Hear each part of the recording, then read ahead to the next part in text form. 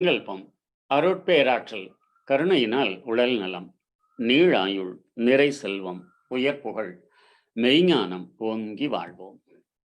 நம் மனதில் அமைதி நிலவட்டும், நம்மை சுற்றிலும் அமைதி நிலவட்டும், உலகம் முழுவதும் அமைதி நிலவட்டும். அமைதி, அமைதி, அமைதி.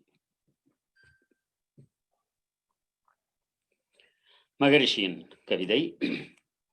ஞான நிலை இல்லத்தில் வாழ்வோர்கட்கு, ஞான நிலை இல்லத்தில் வாழ்வோர்கட்கு நல்லதல்ல கிட்டாது.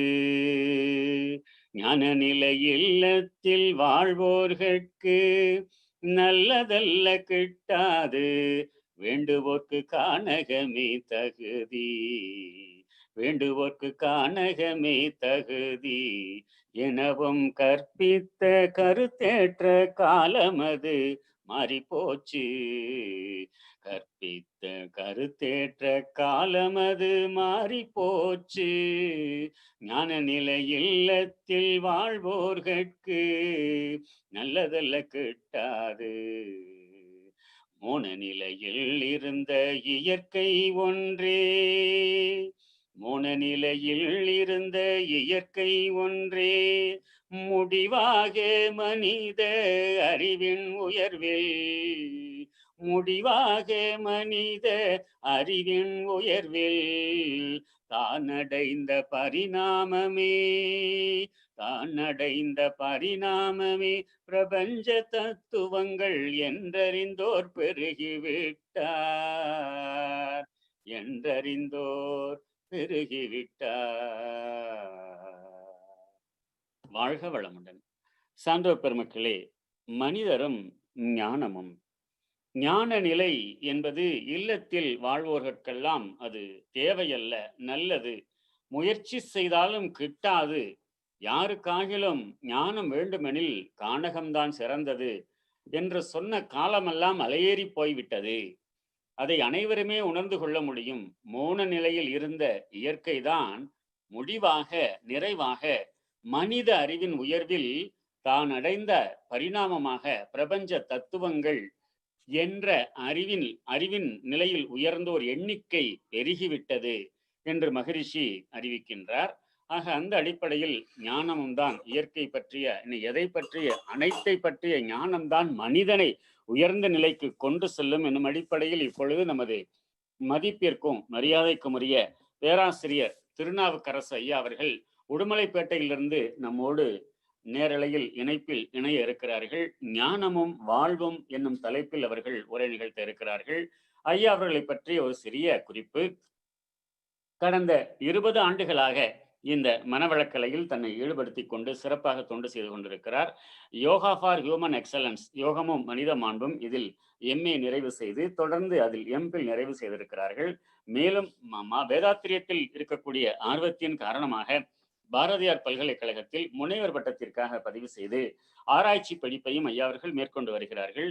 பொது இடங்களில் ஆன்மீக சொற்பொழிவுகள் எல்லாம் கொடுத்து வருகிறார். பள்ளி கல்லூரிகளுக்கு சென்று மாணவர்களுக்கு கவுன்சிலிங் என்று சொல்லக்கூடிய அந்த நிலையையும் அவர் செய்து வருகிறார். LICயில் நிர்வாக பணியாளராக பணியாற்றி கொண்டிருக்கிறார். இத்தகைய சிறப்புமிக்க ஐயா அவர்களை உங்களின் சார்பில் வணங்கி வரவேற்று இன்றைய விளக்கங்களை எல்லாம் தர வேண்டுமாய் அன்போடு கேட்டுக்கொள்கிறோம். வாழ்க வளமுடன். வாழ்க வையகம், வாழ்க வையகம், வாழ்க வளமுடன். குரு வாழ்க, குருவே துணை. ஆத்திச்சூடி இளம்பெறை அணிந்து மோனத்திருக்கும் முழுகண் மேனியான் கருநிறம் கொண்டு கடல் மிசை கிடப்போன் மகமது நபிக்கு மறைகிருள் புரிந்தோன் இயேசுவின் தந்தை எனப்பல மதத்தினர் உருவகத்தாலே உணர்ந்து உணராது பரவிடும் பரம்பொருள் ஒன்றே. அதனியல் ஒளியுறும் அறிவாம், அதனியல் கண்டார் அல்லலை அகற்றினார், அதனருள் வாழ்த்தி அமரவாழ் வெய்துவோம். அன்பிற்கும் மதிப்பிற்கும் உரிய இந்த ஜூம் அரங்கிலே இணைந்திருக்கிற ஆன்றோர் பெருமக்களே, அனைவருக்கும் என் அன்பான வணக்கம். இன்றைக்கு ஒரு நல்ல தலைப்பை தந்து சிந்திக்க சொல்லி இருக்கிறார்கள். ஞானமும் வாழ்வும் என்கிற இந்த அருமையான தலைப்பிலே ஒரு 45 நிமிடங்கள் நாம் வேதாத்திரிய நோக்கில் சிந்திக்க இருக்கிறோம். அதுக்கு ஏற்றபடி ஒரு அருமையான பொருத்தமான ஒரு பாடலையும் தன்னுடைய தேனினும் இனிய குரலில் பேராசிரியர் சக்தி குமாரவேல் ஐயா அவர்கள் அழகாக அந்த பாடலை பாடி இந்த நிகழ்ச்சிக்கு ஒரு நல்ல முன்னெடுப்பையும் அளித்திருக்கிறார்கள். நேற்றைய தினம் ஒரு நல்ல சொற்பொழிவு இரவு இதே நம்முடைய ஜூம் அரங்கிலே நிகழ்ந்தது. நம்முடைய சீனியர் புரொஃபசர் முதுநிலை பேராசிரியர் பாலச்சந்திரன் ஐயா அவர்கள் நேற்று பக்தி அல்லது ஞானம் என்கிற தலைப்பில் ஆங்கிலத்தில் நேற்றிரவு ஒரு அற்புதமான சொற்பொழிவை நிகழ்த்தினார்கள். அதுல சொன்னாங்க, ஞானம் பற்றிய புரிதல் இல்லாது போனதால் தான் உலகிலே போர்களும் குழப்பங்களும் நிறைவின்மையும் நிலவிக்கொண்டே இருக்கின்றன என்று ஒரு முத்தாய்ப்பான ஒரு கருத்தை தொட்டு அவர்கள் அந்த சொற்பொழிவை நிகழ்த்தினார்கள். அப்படிப்பட்ட அந்த ஞானத்தை பற்றி ராமகிருஷ்ண பரமஹம்சர் ஒரு சிறிய செய்தியை அவர்கள் சொல்லி இருக்கிறார்கள். இப்ப இந்த தவளை குஞ்சை நம்ம பார்த்திருப்போம். அது நீரில நீந்திட்டே இருக்கும், அதுக்கு வால் இருக்கும். அதுக்கு கொஞ்சம் முதிர்ந்து அந்த தவளை குஞ்சு கொஞ்சம் பெருசான உடனே வால் அதுக்கு அருந்து கீழே விழுந்து விடும், கால்கள் முளைத்து விடும். இப்பொழுது அந்த தவளை குஞ்சுக்கு ஒரு சிறப்பு கிடைக்கிறது. அது நிலத்திலும் வாழக்கூடிய தகுதியையும் நீரிலும் வாழக்கூடிய தகுதியையும் இப்பொழுது அது பெற்று விடுகிறது. அதை மனித வாழ்க்கைக்கும் மனிதனுடைய அஞ்ஞானத்தையும் ஞானத்தையும் விளக்குவதற்காக ராமகிருஷ்ண பரமஹம்சர் அழகாக அதை இணைத்து சொல்கிறார்கள். மனிதனுக்கும் அது மாதிரிதான் அஞ்ஞானம் என்கிற வாள் அவனிடம் இருக்கும் வரைக்கும் அவன் துன்பமாகிய கடலில் மிதந்து கொண்டிருக்கிறான். எப்பொழுது அவனுடைய அஞ்ஞானம் என்கிற வாள் மறைந்து நீங்கி ஞானம் என்கிற அந்த கால் உற்பத்தி ஆகி வளர்ந்து வருகிறதோ அப்பொழுது அவன் வாழ்க்கை கடவுளிடத்திலும் உலகத்திலும் இனிமையான வாழ்க்கையை அவன் வாழுகிற பாங்கை பெற்று விடுகிறான் என்று ரொம்ப அற்புதமாக ராமகிருஷ்ண பரமஹம்சர் சொல்லி இருக்கிறார். அப்படிப்பட்ட ஒரு இந்த அஞ்ஞானத்தை நீக்கி ஞானத்தை பெற்றுக்கொள்கிற, இந்த ஞானத்தை வாழ்க்கையிலே பயன்படுத்துகிற பக்குவத்தை நமக்கு வேதாத்திரி மகரிஷி அவர்கள் போதித்திருக்கிறார்கள். இப்போ இந்த ஞானம் என்பது மகிழ்ச்சியா வாழ்வதற்கான ஒரு மார்க்கம், அவ்வளவுதான். என்ன வித்தையை நாம் கற்றிருந்தாலும் மகிழ்ச்சியாக வாழவில்லை என்றால் பெற்ற ஞானங்கள் எதுவும் பயன்படாது, எதுவும் பயனளிக்கவில்லை என்று பொருள். இப்ப சொர்க்கத்துக்கு போகணும்னா அல்லது இந்த நிகழ்கால வாழ்க்கையில மகிழ்ச்சியா இருக்கிறது பேரு சொர்க்கம் அப்படின்னு அர்த்தம். சொர்க்கத்துக்கு போருக்கு 4 வாசல்கள் இருக்கின்றன. பக்தி யோகம், கர்ம யோகம், ராஜயோகம், ஞான யோகம் ஆகிய 4 வகை யோகங்கள் இருக்கின்றன. சொர்க்கத்துக்கு போகணும்னா அல்லது மகிழ்ச்சியாக மனித வாழ்க்கையை, இந்த உலக வாழ்க்கையை வாழ வேண்டும் என்று அப்படி வேண்டுமானால் அதை எடுத்துக்கொள்ளலாம். இன்னொன்று இருக்கிறது, இன்னொரு புறத்துல 3 வாசல்களோடு ஒன்று இருக்கிறது, அதுதான் நரகம். நரகத்துக்கு போனோம்னா 3 வாசல்கள் இருக்கின்றன. ஒன்று காமம், அதுதான் மகிழ்ச்சி. ரொம்ப அழகா தமிழ்ல பேராசை என்று ரொம்ப எளிமையா அதை எல்லாருக்கும் புரியக்கூடிய அளவுல மகரிஷி அவர்கள் அதை விளக்கி சொல்லி இருக்கிறார்கள். காமம். 2வது வாசல் குரோதம், சினம், இது 2வது வாசல். 3வது வாசல் கடும் பற்று என்று மகரிஷி விளக்கி சொன்ன லோபம். இப்படி இந்த காம குரோத லோபம் என்கிற இந்த 3 வாசல்களும் நரகத்தை நோக்கி மனிதன் செல்வதற்கு தேவையான நல்ல பாதையை அமைத்து தருகின்றன என்று கூறுகின்றன இந்திய தத்துவ ஞானத்தினுடைய நூல்கள்.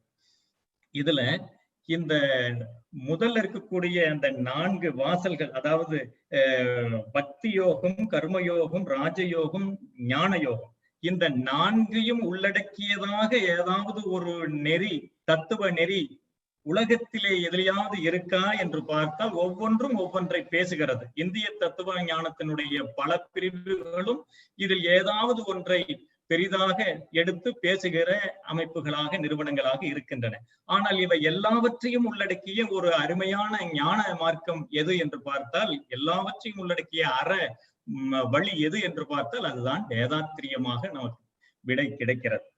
அதே நேரத்துல வேதாத்திரியத்தில் இன்னொரு சிறப்பு இருக்கிறது.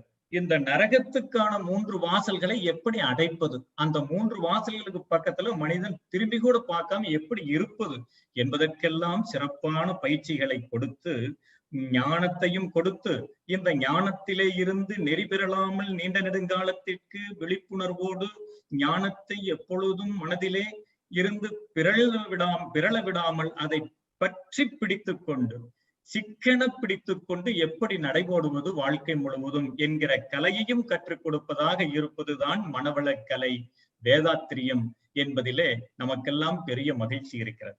இது அதை சிக்கன பிடித்துக் கொள்ள வேண்டும். பால் நினைந்தூட்டும் தாயினும் சாலப் பறிந்து பாவியேனுடைய ஊனினை உருக்கி உள்ளொளி பெருக்கி உலப்பிலா ஆனந்தமாய தேனினை சொரிந்து புறம் திரிந்த செல்வமே சிவபெருமானே, யானுனை தொடர்ந்து சிக்கன பிடித்தேன் அப்படின்னு இறைவனை பிடித்திட்டதாக மாணிக்கவாசக சுவாமிகள், சிக்கன உன்னை நான் பிடிச்சிட்டேன்பா, நீ மற்ற பக்கம் போய் அருளவே முடியாத அளவுக்கு நான் கெட்டியாக பிடித்துக் கொண்டேன் என்று.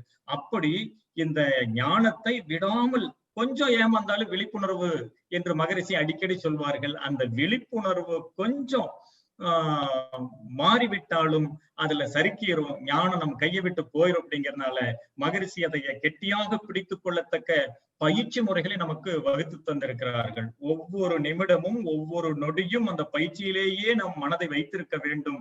அதுதான் இந்த ஞானமும் வாழ்வும் என்கிற இந்த தலைப்பிலே நாம் சிந்திப்பதற்கான அடித்தளமாக விளங்குகிறது.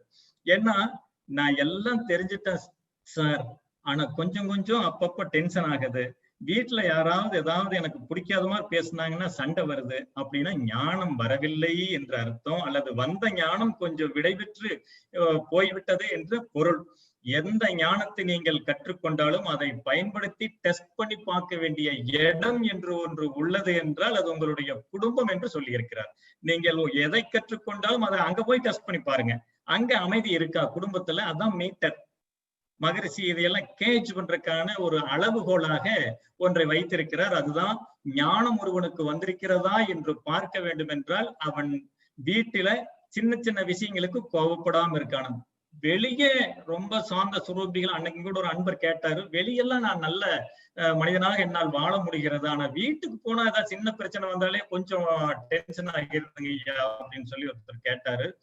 அப்படி வெளியே நம்ம நடிப்போம், ஆனா உள்ளுக்குள்ள எல்லாம் நம்முடைய ஆட்கள், நம்முடைய மனிதர்கள் அப்படி இருக்கிறதுனால நம்முடைய சுயம் வெளியே வருகிறது.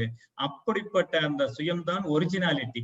அந்த ஒரிஜினாலிட்டியில என்ன இருக்குது அப்படிங்கிறத தெரிந்து கொள்ளணும்னா வீட்டுல நம்ம எப்படி இருக்கிறோம் அப்படிங்கிறத தெரிந்தால் போதும். ஒரு மனிதன் எப்படி குடும்பத்தை மகிழ்ச்சியாக நடத்துகிறானா, ஒரு அமைதியாக நடத்துகிறானா, ஒரு நல்ல எல்லோரிடமும் கலகலப்பாக அந்த குடும்பம் இருக்கிறதா என்பதையெல்லாம் பார்த்தால் போதும்.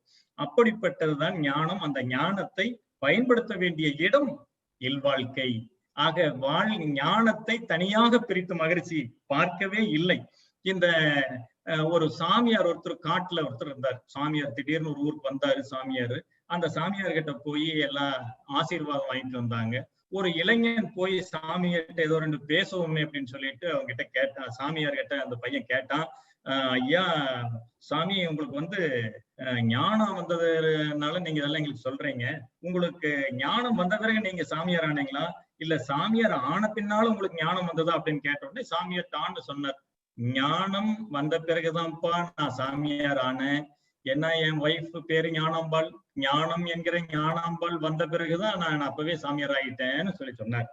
ஆக காட்டுக்குள்ள போய் அது ஒரு நகைச்சுவைக்காக சொல்லப்படுகிற ஒரு துணுக்கு காட்டுக்குள். ஆனா அதே நேரத்துல குடும்ப வாழ்க்கையில இப்ப ஞானம் வராதா என்றால் குடும்ப வாழ்க்கையில் ஞானம் வருகிறது. இப்ப சமீபத்துல லாக்டவுன் இல்ல பல வாரங்களாக தொடர்ந்தது, இன்னும் சில வாரங்கள் தொடருமோ என்ற நிலையில் இருக்கக்கூடிய லாக்டவுன். இந்த லாக்டவுன்ல ஆண்கள் பெருவாரியாக, ஆண்கள் எல்லாம் வேலைக்கு போறவங்க, வெளியே உலகத்துல தொடர்போட வெளியே போய் வந்துட்டு இருக்கிறவங்க, அவர்களை முடக்கி போட்டதுதான் மிகப்பெரிய கஷ்டகாலம். அவர்களுக்கெல்லாம் போர் அடிக்க ஆரம்பிச்சிருச்சு. என்ன பண்றதுனே தெரியல. அலுவலகம் வேற வேலை இல்லை, வெளியே போக முடியாது, வண்டி எடுத்துட்டு போக முடியாது, ஏப்ரல் மே மாசங்கள்ல சுற்றுலா எதுக்கும் போக முடியாது. எதுவும் இல்லாம வீடு, டிவி, செல்போன், பேப்பர், இப்படியே வாழ்க்கையை நடத்துறதுல அவங்களுக்கெல்லாம் கொஞ்சம் பெரிய போர் அடிச்சிருச்சு.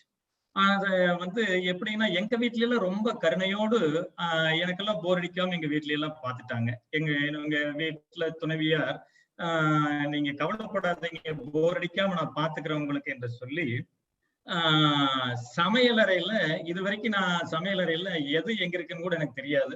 அதிகபட்சம் போனா இந்த பிளேட்டை கொண்டு போய் சிங்க்ல போடுறதுக்காக சமையலறைக்கு போறதுதான். மற்றபடி எல்லாம் அவங்கதான் செஞ்சுக்குவாங்க, எல்லாம் பாத்துக்குவாங்க.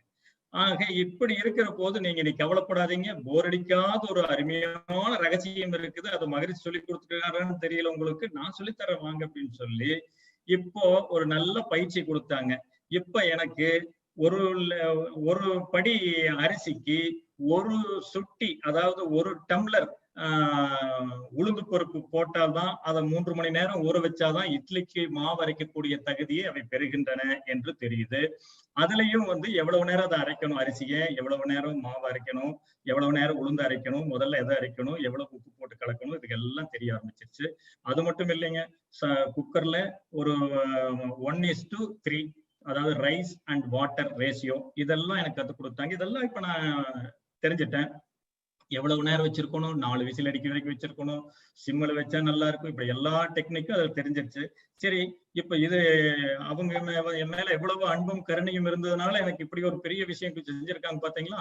எனக்கு கூட பரவாயில்ல, எங்க வீட்டுக்கு பக்கத்துல ஒரு டாக்டர் இருக்கார். அவரு காலையில 6 மணிக்கு, அந்த பிரபல டாக்டருங்க எங்க பகுதியில, 6 மணிக்கு காலையில சீமார் எடுத்தாருன்னா அதை கொண்டு போய் திருப்பி வைக்கிறதுக்கு மணி 11 ஆகிரு. அவ்வளவு தூரம் அவங்க வீட்டிலேயே ட்ரைனிங் எல்லாம் கொடுத்திருக்காங்க. ஆக மனிதர்களை எப்படி சிறப்பாகவும், எப்படி அவர்களை போர் அடிக்காம நல்ல சந்தோஷமா உற்சாகமா ஏதோ வேலை செஞ்சோங்கிற திருப்தியாவும் வைத்துக் கொள்ள வேண்டும் என்பதை நல்ல புத்திசாலியான இல்லத்தரசிகள் தெரிந்து வைத்திருக்கிறார்கள். அந்த வகையிலே நாம் அவர்களுக்கு நன்றி கடன்பட்டிருக்கோம். இதுல என்னையா ஞானம் வந்தது அப்படின்னா, எனக்கு அதுல ஒரு ஞானம் வந்துச்சுங்க. இந்த மாவு அரைக்குது இல்லையா, அதுல கிரைண்டருக்குள்ள கையில் ஆட்டினாலும் சரி, கிரைண்டர் ஆட்டினாலும் சரி, கையிலெல்லாம் ஆட்டலைங்க, எங்க வீட்டுல கிரைண்டர் தான் நான் அரைச்சேன். ஆனா எல்லாத்துலயும் காமன் இந்த ஞானம் என்ன, அந்த மாவு அரைக்குது இல்லையா, அரிசி உளுந்து எல்லாமே, இந்த மாவுக்கு ஒரே நோக்கம்தான் இருக்கு. அது கொஞ்சம் மாவாக ஆரம்பிச்சதுல இருந்து அந்த அரைக்கிற பகுதி இருக்கு பாத்தீங்களா கல்லுக்குள்ள, அந்த இடத்துக்கு மட்டும் போக மாட்டேன்னு அடம் பிடிக்கும். அந்த இடத்துக்கு போகாம எல்லாம் வெளியதான் போகும். கையில் ஆட்டும் போது அந்த வெளியே போறதை மறுபடியும் கையில் எடுத்து அங்க உள்ள தள்ளிட்டே இருக்கும். அது மறுபடியும் அடுத்த இதுல அரைக்க ஆரம்பிச்சிடும். இப்படி தள்ளியே கொடுக்கணும். இது இயந்திரத்துல, மாவரைக்கிற இயந்திரத்துல என்ன பண்ணிருக்கான், அதுக்கு தனியா ஒரு ஃபைபர் ஹேண்ட், அவளுக்குள்ள ஒரு ஹேண்ட், கையம்னு அதுக்குள்ள இருக்கு, அதே வச்சிருக்கான். அது என்ன பண்ணும், இந்த மாவு வெளியேறி வர்ற மாவை எல்லாம் மறுபடியும் அந்த அரைக்கும் பகுதிக்கே திருப்பி அனுப்பிச்சுட்டே இருக்கும். அது அங்க அரைப்பட்டுட்டே இருக்கும். இப்படி அரைப்பட்டு அது அரைச்சு வெளியே வரும். இதுல இருந்து நம்ம தெரிந்து கொள்ள வேண்டிய ஞானம் என்னன்னா, இந்த உலக வாழ்க்கை எப்பொழுதும் துன்பகரமானது. கொஞ்சம் சந்தோஷமா இருக்கலாம்னு வெளியே நம்ம போறோம், வெளியே நம்ம ஓடுறோம். இந்த துன்பத்திலிருந்து, அந்த அரைக்கிற இடத்துல இருந்து மாவு வெளியே போற மாதிரி நம்மளும் இந்த துன்பத்திலிருந்து வெளியே தப்பிச்சு போறதுக்காக கொடைக்கானல் போறோம், பொருட்காட்சி பார்க்கறதுக்கு போறோம், கடற்கரைக்கு போறோம். இப்படி கலைகளும் நுண்கலைகளும் நம்ம எல்லாம் அந்த இதுல இருந்து வெளியே கொஞ்சம் நிம்மதி கொடுக்கலாம் அவனுக்குன்னு முயற்சி பண்ணுகின்றன. அப்படி இப்படி வெளியே போறோம். ஆனா வாழ்க்கை மறுபடியும் கொண்டு வந்து அந்த துன்பத்தையே ஊட்ட வல்லதாக இருக்கிறது. அதனால்தான் இதைய பிறவி பெருங்கடல் என்றார் வள்ளுவர், சம்சார சாகரம் என்று வடமொழி சொன்னது. இப்படிப்பட்ட துன்பத்துலதான் இந்த வாழ்க்கை நடக்கும் என்பதை தெளிவாக புரிந்து கொண்டால், இன்பத்தை நோக்கிய பயணம் எப்படி இருக்க வேண்டும் என்பதை தெரிந்து கொள்வதற்கான ஒரு முயற்சி மனித குலத்துக்கு ஏற்பட்டது. அதுதான் ஞானத்தை தேடுகிற முயற்சி. இது காட்டுக்குள்ள போய் உட்கார்ந்தா தான் ஞானம் வரும் அப்படிங்கிறதெல்லாம் ஒண்ணு இல்லைங்க. அதெல்லாம் அந்த காலகட்டத்துல ஏதோ அப்படி ஒரு சூழல்ல பண்ணாங்களா அல்லது எப்படி பண்ணாங்க அப்படிங்கிறது தெரியல. அப்படிப்பட்ட ஒரு சூழ்நிலையில இன்றைக்கு ஒரு மிகப்பெரிய மாற்றத்தை ஞான மார்க்கத்துல, ஞானத்துறையில மகரிஷி அவர்கள் ஏற்படுத்தினார்கள். அதைத்தான் நம்முடைய பேராசிரியர் சக்திகுமார் வேல் ஐயா அவர்கள் ரொம்ப அழகாக அந்த முதல் பாட்டை சொல்லி தொடங்கி வச்சாங்க. ஞான நிலை இல்லத்துள் வாழ்வோர்கட்கு நல்லதல்ல கிட்டாது, வேண்டுவோர்க்கு காணகமே தகுதி அப்படின்னு சொல்லி கற்பித்த அந்த கருத்தை ஏற்றுக்கொண்ட காலம் அதெல்லாம் மாறி போச்சுங்க. மகரிஷி சொல்றார், அப்படிப்பட்ட காலமெல்லாம் மாறி போச்சு. மோன நிலையில் இருந்த இயற்கை ஒன்றே முடிவாக மனித அறிவில் உயர்வில் தான் அடைந்த பரிணாமமே பிரபஞ்ச தத்துவங்கள் என்று அறிந்து விட்டவர்கள் இப்பொழுது பெருகிவிட்டார்கள். எதனால பெருகிட்டாங்க அப்படின்னா, வேதாத்திரியத்தின் பயனாக இவ்வளவு பேரும் இந்த ஞானத்தை பெறுகிற பாக்கியத்தை பெற்றிருக்கிறார்கள். அப்படி அவங்க எல்லாரும் காட்டுக்குள்ள போய் இருக்க வேண்டியதில்லை. எல்லா வீட்டுல வாழ்க்கையில இருந்து கொண்டே இந்த ஞான வாழ்க்கையை வாழ வேண்டும் என்பதுதான் நம்ம வேதாத்திரியத்தினுடைய நோக்கம். இப்ப மகரிஷி என்ன சொல்றாரு, இந்த ஞானத்தை பற்றிய ஒரு அற்புதமான கல்வியை நமக்கு மகரிஷி கொடுக்கிறார். ஞானத்துக்கான விளக்கத்தையும் அவர் சொல்றார். பாருங்க, ஞானம் என்பது வாழ்க்கையின் விளக்கு. மகரிஷி சொல்ற விஷயம் இந்த வாழ்க்கைக்கான விளக்கே தவிர அது எங்கேயோ காட்டுல போய் இந்த வாழ்க்கையை விட்டு துறந்து வெளியேறி கானகம் எய்தி எல்லாம் மனைவி மக்கள் குழந்தை குட்டி சமுதாயம் எதுவும் வேண்டான்னு போய் எங்கேயோ தன்னைத்தான் தொலைத்து கொண்டு எங்கேயோ இருப்பதல்ல ஞானம் என்பதை மகரிஷி ரொம்ப அழகா சொல்றார். ஞானம்ங்கிறது வெளிச்சத்துல பொருட்களை தெளிவா பாக்குறது மாதிரி. இருட்டா இருக்கும் பொழுது இந்த பொருட்கள் எல்லாம் எங்க இருக்கு, எங்க வச்சோம், என்ன எப்படி இருக்குன்னு ஒண்ணும் தெரியாது, தடுமாறிட்டு இருக்கணும். ஆனா வெளிச்சத்தை அங்க உருவாக்கி கொண்டால் எந்த பொருள் எங்கே இருக்கிறது, அதை எப்படி பயன் கொள்ள வேண்டும் என்பதெல்லாம் தெளிவாக தெரிகிற மாதிரி. அதே நேரத்துல இந்த பர்ச்சேஸ் பிரைஸ், ஒரு பிசினஸ் செய்யறவரு ஒன்ன வாங்கி விற்கக்கூடிய ஒரு மனிதர், ஒரு பிசினஸ் மேன் என்ன பண்ணுவாரு, அவரு பர்ச்சேஸ் பிரைஸ் பிளஸ் அது கூட ஒரு டார்கெட் ப்ராஃபிட் அதை வச்சுக்குவாரு. அது கூட இதை ரெண்டையும் சேர்த்து சேல்ஸ் பிரைஸ் பிக்ஸ் பண்ணுவார்.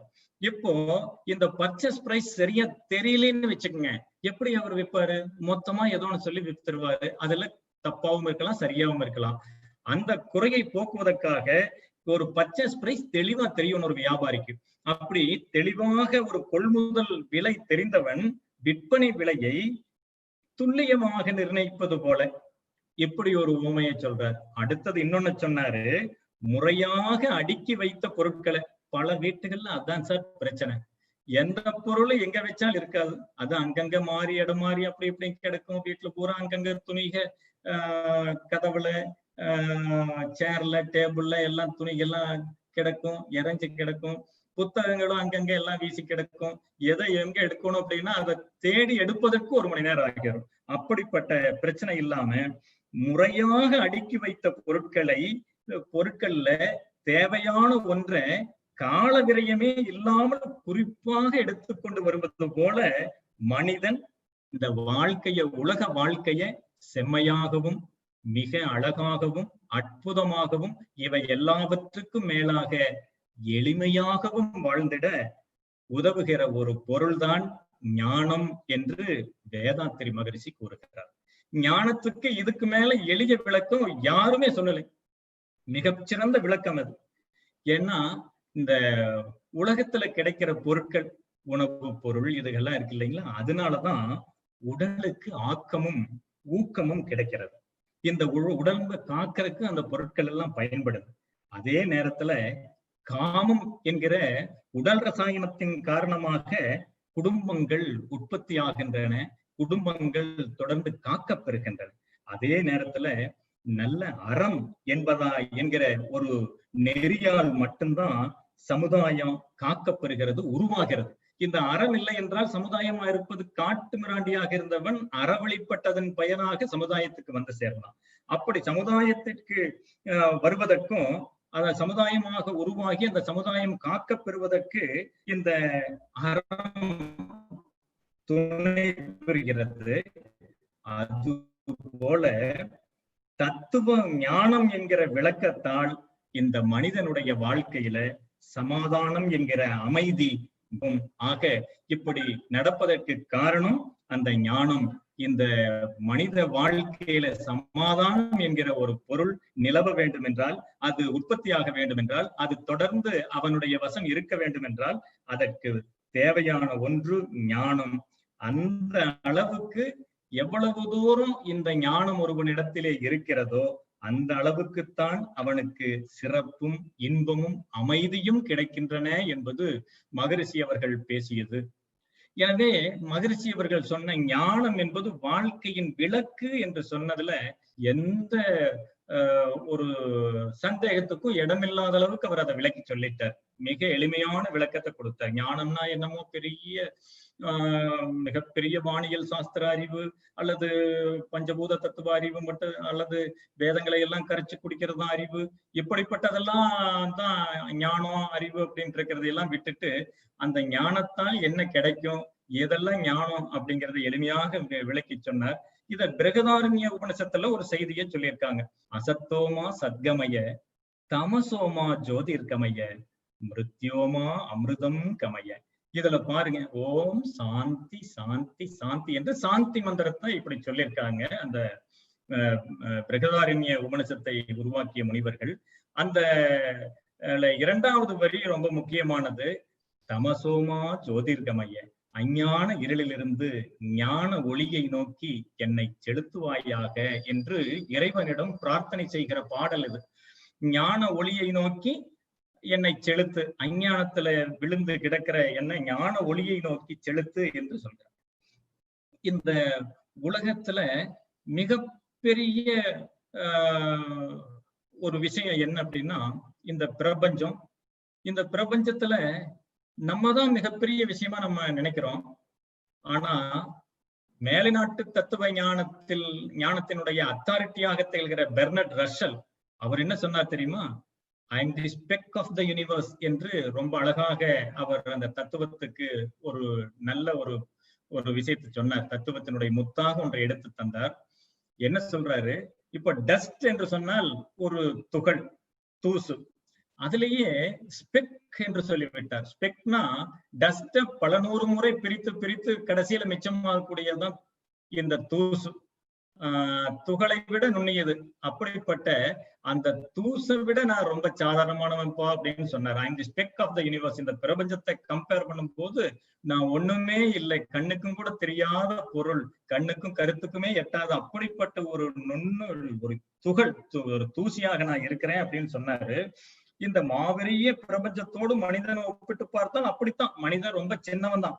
ஆனா மகரிஷி இந்த இடத்துல ஒரு சின்ன கரெக்ஷன் கொடுக்கிறார்.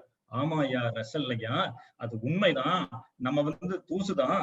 ஆனாலும் இந்த மனிதனுக்கு இந்த தூசாக, துகளை விட சிறிய தூசாக உருவத்திலே இருக்கிற இந்த ஒப்பிட்டு விஷயத்துல ஒப்பிட்டு பார்க்கிற பொழுது தெரிகிற மனிதன் எனக்கு ஒரு பெரிய மாபெரும் சிறப்பு இருக்கிறது. இந்த பிரபஞ்சத்துல உலகத்தை போன்று எத்தனையோ உலகங்கள், சூரியன்கள் எல்லாம், நட்சத்திரங்கள் எல்லாம் இருக்கின்றன. எங்கெங்கோ மனிதர்கள் வாழக்கூடிய நிலை கூட இருக்கலாம். ஆனால் இந்த எத்தனையோ உயிரினங்களும் கூட வாழ்ந்து கொண்டிருக்கின்றன இந்த உலகத்துல. எத்தனை ஜீவராசிகளிலேயும் மனிதனுக்கு ஒரு சிறப்பு என்ன என்று சொன்னால், இந்த பிரபஞ்சத்தை பற்றி அறிந்து கொள்கிற அறிவு அவனிடம் மட்டும்தான் இருக்கிறது. இந்த பிரபஞ்சத்தினுடைய மூலத்தை பற்றி தெரிந்து கொள்கிற ஞான விளைவு, ஞான வேட்கை அவன் ஒருவனிடம்தான் இருக்கிறது என்பதால் மிகச்சிறியவனாக இருந்தாலும் மனிதன் மாண்புடையவன், மனிதனுக்கு என்று மிகப்பெரிய சிறப்புக்குரியவன் என்று மனிதனை பற்றி மகரிஷி அவ்வளவு சிறப்பாக சொல்லி இருக்கிறார். மனிதனின் சிறப்பு என்று மிகப்பெரிய கவிதை அழகாக அவர்கள் சொல்லி இருக்கிறார்கள். இதுதாங்க இந்திய தத்துவ ஞானம். இந்திய தத்துவ ஞானம் இதைத்தான் சொல்லியிருக்கு. மனிதன் எத்தனையோ விதமா ஆராய்ச்சியை நடத்திட்டே இருக்கான். இந்த உலகம் எப்படிப்பட்டது, எதால் ஆகியிருக்கு, உயிர்னா என்ன, நம்ம மனிதன் எங்கிருந்து வந்தான், நான் யாரு, எதுக்காக வந்தேன், எங்க போக போறேன், இந்த இப்படி மின்னல் மின்னுதே, அது காரில் வானில் மின்மினி போல் கண்ணில் படுகின்றனவே அவை யாவை, யார் இதற்கெல்லாம் அதிகாரி என்று எல்லாம் எண்ணி எண்ணி பார்க்கிறான். ஆக இப்படி எல்லாம் மனிதனுடைய ஆராய்ச்சி இருந்ததை நாம பார்க்கிறோம். பாருங்க, பழைய காலத்திலேயே இந்த பஞ்சபூத தத்துவங்கள், பஞ்ச தன்மாத்திரை, இதையெல்லாம் அவர்கள் உணர்ந்தவாறு பல பேர் பல விதமா சொல்லி வச்சிருக்காங்க. பாரிடை 5ஆய் பறந்தாய் போற்றி, நீரிடை 4ஆய் நிறைந்தாய் போற்றி, தீயிடை 3ஆய் திகழ்ந்தாய் போற்றி, வழியிடை 2ஆய் மகிழ்ந்தாய் போற்றி, வெளியிடை 1ஆய் விளைந்தாய் போற்றின்னு பஞ்ச தன்மாத்திரை தத்துவம், பஞ்சபூதங்கள்ல காந்தத்தினுடைய இயக்கம் எப்படி இருக்கிறது என்பது நமக்கு எல்லாம் காந்த வழியில மகரிஷி சொல்லியிருக்கார். அதையே அன்னைக்கு சொல்லியிருக்காங்க, ரொம்ப அருமையாக அன்னைக்கு அவங்க எல்லாம் சொல்லியிருக்காங்க. இந்த உலகத்தை எப்படி யார் படைச்சாங்க, எது இந்த உலகமா மாறுச்சு அப்படிங்கறத ஆராய்ச்சி பண்ணவங்க இருக்காங்க. பூத்தவளே புவனும் 14 பூத்த வண்ணம் காத்தவளே, பின் கறந்தவளே கரை கண்டனுக்கு மூத்தவளே, என்றும் மூவா முகுந்தற்கு இளையவளே, மாத்தவளே உன்னையன்றி மற்றொரு தெய்வம் வந்திப்பதே என்பது அபிராமி அந்தாதி சொல்லக்கூடிய இந்த பிரபஞ்ச ரகசியம். இந்த பிரபஞ்சம் இறைவனுடைய தோற்றமாக அந்த பாடல்ல காட்டப்படுகிறது. இந்த உலகம் முழுவதுமாக இறைவனே பூத்திருக்கிறான் என்பதை, புவனம் பல உலகங்களாகவும் இறைவன் மலர்ந்திருக்கிறான் என்பதை அங்கே சொல்லியிருக்கிறார்கள். அப்படி மனிதனுடைய முயற்சி இந்த ஞானத்தை தேடியே இருந்திருக்கிறது. அதுல இந்திய தத்துவ ஞானத்துக்கு தனிச்சிறப்பு இருக்கிறது. இந்திய தத்துவ ஞானத்தினுடைய மணிமுடியாக திகழ்வதுதான் வேதாத்திரியம். ஏன்னா அதையெல்லாம் எளிமைப்படுத்தி பாமரர்களுக்கும் இந்த ஞானம் போய் சேர வேண்டும் என்கிற நிலையில மிக அழகாக மகரிஷி அவர்கள் இதை கொடுத்திருக்கிறார்கள். இன்னும் சொல்ல போனால் இந்த வாழ்க்கையில வரக்கூடிய துன்பங்களை அனலைஸ் பண்ணி மிகப்பெரிய ரிசர்ச் ஒர்க் மகரிஷியுடையது. அப்படி என்ன கண்டுபிடிச்சிருக்காருன்னு கேட்டா, இந்த துன்பமா வாழ்ந்துட்டு இருக்கானே, அந்த துன்பங்களுக்கு என்ன காரணம், அமைதி இழந்து அல்லலுறுகிறானே, அதற்கு என்ன காரணம் என்று சொன்னால், கடவுளை தேடி தேடி பார்த்துட்டான். சூரியன் தெரிவது யாராலே, சந்திரன் தெரிவது யாராலே, ஆரிதற்கெல்லாம் அதிகாரின்னு எல்லாம் தேடி தேடி பார்த்துட்டான். கோயிலுக்கு போனா, எல்லாம் பண்ணா, ஆனாலும் அவனால கடவுளை கண்டுபிடிக்க முடியாத ஒரு குறை அவனுக்கு வந்துருச்சு.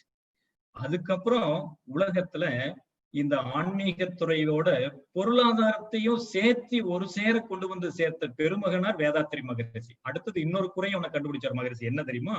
வறுமை என்கிற பற்றாக்குறை. இதுகெல்லாம் தான் துன்பத்துக்கு காரணம். அதற்கு அடுத்தது இந்த செயல் விளைவு கல்வி இல்லாததன் காரணமாக, அல்லது விளைவு அறிந்து அல்லது விளைவு அறியாமல் அவன் எல்லா செயல்களையும் ஆற்றி அந்த இன்ப துன்பங்களை அவன் வர்றது, என்ன செயல் செய்யறானோ அதற்கு உண்டான இன்ப துன்பங்கள் வந்து அதையெல்லாம் அப்படியே அனுபவித்துக் கொண்டிருக்கிறான். அதுவும் ஒரு துன்பத்துக்கான காரணங்களிலே ஒன்றாக விளங்குகிறது. மனிதனுடைய சிறப்பு அறியாமல் தன்னுடைய சிறப்பு, நம்மளாம் தெய்வ அருட்சுடர் நாம், அச்சமில்லை அருட்சுடர் நாம் என்று மகிழ்ச்சி சொல்வது போல, நம்மளாம் அருட்சுடர் தெய்வத்தன்மை வாய்ந்தவர்கள் அப்படின்னு நம்ம உணர்ந்து கொள்ளாமல், நம்முடைய இயற்கையை உணர்ந்து கொள்ளாமல் மற்றவங்களை பார்த்து பயப்படுறோம், மற்றவங்களை பார்த்து பகை கொள்கிறோம், மற்றவங்களை துன்புறுத்துறோம். அப்புறம் அவங்க திருப்பி கொடுத்தாங்கன்னா அந்த எதையும் வாங்கிட்டு துன்பப்படுறோம். இப்படியெல்லாம் அல்லல் படுகிற குறை. இப்படிப்பட்ட 4 விதமான குறைபாடுகளும் ஒன்னோடொன்னும் இணைஞ்சு அது விதவிதமான துன்பங்களை மனுஷனுக்கு கொடுத்துட்டே வருது. இதுதான் மனித குலம் அனுபவித்து வரக்கூடிய குறைகளின் வரலாறு. இந்த குறைகளிலிருந்து வெளியேற வேண்டும் என்றால் அவன் வாழ்க்கையிலே ஞானம் அவசியம் வேண்டும் என்று சொல்கிறார். இந்த ஞானத்துக்கு ஒரு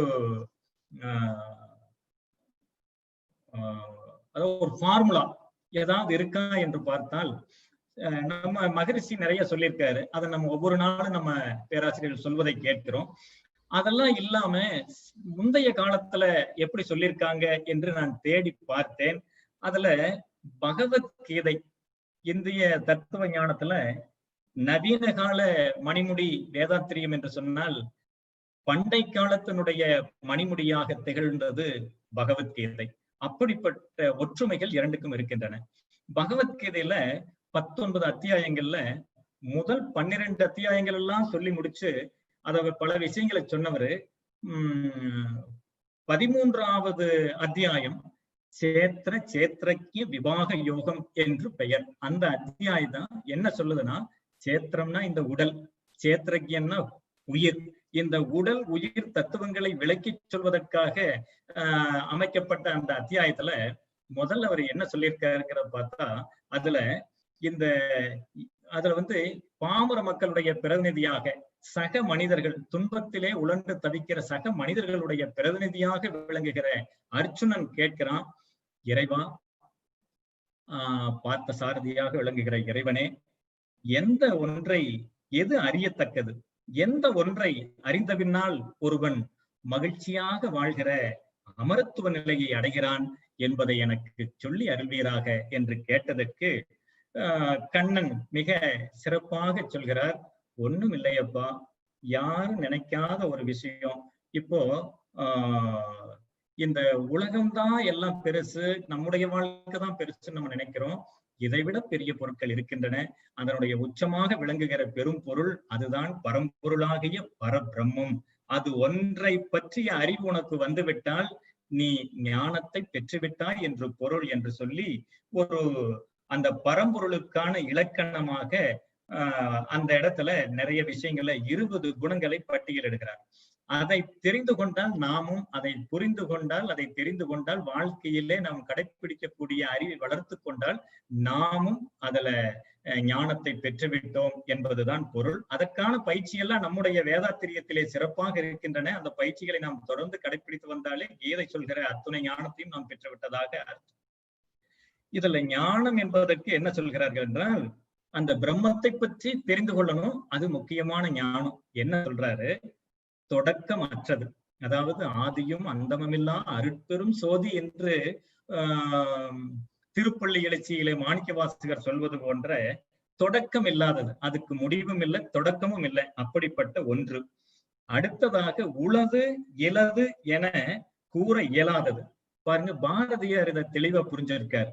அறிவிலே தெளிவு, நெஞ்சிலே உறுதி, அகத்திலே அன்பினோர் வெள்ளம், பொறிகளின் மீது தனியரசானை, பொழுதலாம் எனது பேரருள் நெறியிலே நாட்டம், கர்மயோகத்தில் நிற்றல், என்றிவையருளாய் குறிகுணம் ஏதும் இளதாய் உளதாய் குலவிடு தனிப்பரம் பொருளே. குணம் உள்ளதா? ஆம் குணம் உள்ளது. குணம் அற்றதா? ஆம் குணம் அற்றது. அப்படி பாரதி அத ரொம்ப சிறப்பாக இறைவனை பத்தி, அந்த பிரம்மத்தினுடைய இயல்புகளை பத்தி சொல்றார். உளது இளது என்று சொல்லக்கூடியதாக இருப்பது. அது மட்டும் இல்ல, இந்த பிரம்மம் என்பதை இறைவன் என்று நடைமுறை வழக்கில் எடுத்துக்கொண்டால், இறைவன் என்பது இருக்கிறான் அல்லது இல்லை என்கிற பொருளில் பல பேர் பல விதமா இருக்கிறான் என்று கொஞ்சம் பேரும், இல்லைன்னு கொஞ்சம் பேரும் எப்பவுமே வாதிட்டுக் கொண்டிருப்பது நிகழ்ந்து கொண்டே இருக்கிறது. அதனால கூட அப்படி சொல்லியிருக்காங்க. உளது இலது என கூற இயலாதது. இப்படித்தான் அதை ப்ரூஃப் பண்ண முடியல. எல்லாம் அனுமான அறிவின் மூலமாகத்தான் ப்ரூஃப் இருக்கே தவிர சயின்டிபிக் ப்ரூஃப் இப்படிப்பட்டது என்று இதுவரை கொடுக்க முடியல அப்படிங்கிற ஒரு உண்மையை அன்னைக்கே சொல்லியிருக்கு. அதற்கு அடுத்தபடியாக புலன்கள் அற்றது, ஆனால் அவற்றின் வாயிலாக மிளிர்வது. பாத்தீங்களா? புலன்கள் அல்லாதது, ஆனால் அவற்றின் வாயிலாக மிளிர்வது.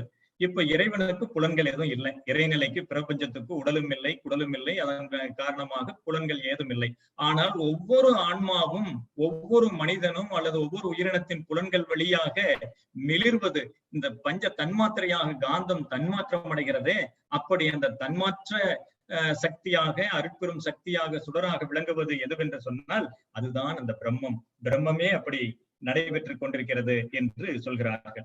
அதற்கு அடுத்தபடியாக இந்த பிரபஞ்சத்திலே மிதந்து கொண்டிருக்கிற நாம் காணுகிற அத்துணை பொருட்களையும், நாம் காணாத தூரத்திலே இருக்கிற இன்னும் ஏராளமான கோடான கோடி பொருட்களையும் தன்னகத்தே தாங்கிக் கொண்டிருக்கக்கூடியது அதுதான் பிரம்மம் என்று பகவத்கீதை மிக அற்புதமாக சொல்லி இருக்கிறது. மகரிஷி இந்த ஒரு விஷயத்தை வச்சுதான் ரொம்ப அருமையாக தன்னுடைய வேதாத்திரியன் மாடல் ஆஃப் யூனிவர்ஸ்ல அதுல நம்ம இந்த பொருளினுடைய வலிமையை, அதாவது நம்ம சுத்த வெளியினுடைய வலிமையை சொல்வதற்காக தாங்கும் பொருள் வலியதா அல்லது அதற்குள் மிதந்து கொண்டிருக்கும் பொருள் வலியதா என்று கேட்டு தாங்கும் பொருளாகிய சுத்த வெளியின் வலிமையை உலகுக்கு எடுத்துரைக்கும் அந்த உவமையை உலகுக்கு வழங்கினார். அப்படி எல்லா பொருட்களையும் தாங்க வல்லது. அதற்கு அடுத்ததாக குணங்கள் அற்றது, எனினும் அவற்றை அனுபவித்துக் கொண்டிருப்பது. ஒவ்வொரு மனிதனுடைய குணங்களாக சத்வ ரஜோ தமச குணங்களாக விளங்குவதெல்லாம் இறைவன் நம் மூலமாக உணர்ந்து அனுபவிப்பது என்பதுதான் உண்மை. அப்படிப்பட்ட தனித்தன்மை அதற்கு இருக்கிறது. அந்த பிரம்மம் அசைவற்றது, அசைவு கொண்டதும் அதுவே. அசைவில்லாமல் சிவமாக சுத்த வெளியாக இருக்கிறது. அசையும் நிலையிலே, அலை நிலையிலே அது சக்திகளமாக விளங்குகிறது என்று அதை சொல்லி இருக்கிறார்கள். அதற்கு மேல பொருட்கள் அனைத்திற்கும் உள்ளேயும் வெளியேயும் நிறைந்துள்ளது. சுத்த வெளி ஒவ்வொரு அணுக்களுக்கு இடையிலும் இருக்கு, அணுக்களினுடைய மத்தியிலும் இருக்கிறது என்று மகரிஷி நமக்கெல்லாம் அறிவியல் பூர்வமாக சொன்ன விஷயம். அப்படிப்பட்ட அந்த குணத்தை பெற்றது. நுண்ணிய இயல்பு கொண்டது. நோக்கரிய நோக்கே நுணுக்கரிய நுண்ணுணர்வே போக்கும் வரவும் புணர்வும் இல்லா புண்ணியனே காக்கும் எம் காவலனே காண்பரிய பேருளியே என்று திருவாசகம் சொல்வது போல அது ரொம்ப நுண்ணிய இயல்பு கொண்டது, அரிதற்கு அரிதானது. பாருங்க, எல்லாம் இந்த பொருளை சாதாரணமா அறிய முடியாது. அதற்குன்னு சொல்லி உட்கார்ந்து மனசை டியூன் பண்ணி அதனுடைய ஃப்ரீக்குவன்சியை குறைச்சு குறைச்சு ஆழ்நிலைக்கு செல்கிற பொழுது அப்பொழுதுதான் அந்த நுட்பமான அந்த பரம்பொருளை நம்ம கொஞ்சம் பிடிக்க முடியும். அதுதான் அரிதற்கு அரிதானது என்று சொல்லி இருக்கிறார். எட்டவும் உள்ளது, கிட்டவும் உள்ளது. இந்த பிரபஞ்சங்களுக்கெல்லாம் அப்பால இருக்கக்கூடியதாக எட்ட தொலைவிலே இருக்கக்கூடியது. அதே நேரத்தில் நம்முடைய மனம் என்கிற வெளியிலே அது ஆழ்மனமாக, தெய்வீக பெரும்பொருளாக, ஆழ்மனம் உள்ளம் என்கிற கருமையமாக விளங்கி கொண்டிருப்பதும் அந்த பிரம்மமே என்று சொல்லப்பட்டிருக்கிறது. அது மட்டும் இல்லாம பிளவுபடாதது, எந்த பிளவும் அதில் இல்லை. சுத்த வெளி சுத்த வெளிதான். ஆனா அதே நேரத்துல தோற்ற பொருட்களில் பிளவுபட்டதாக தோன்றுகிறது. அப்படி ஒரு மாயை.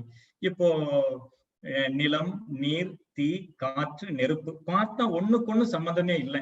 ஆனா இது அத்தனையும் கண்ணுக்கு தெரிகிற பிளவுபட்டது போல் தெரிகிற காட்சியை தவிர இவற்றின் உள்ளே இருக்கிற பொருள் அதுதான் அந்த பிரம்மம். அதனாலதான் காக்கை குருவி எங்கள் ஜாதி, நீல் கடலும் மலையும் எங்கள் கூட்டம் என்றான் பாரதி.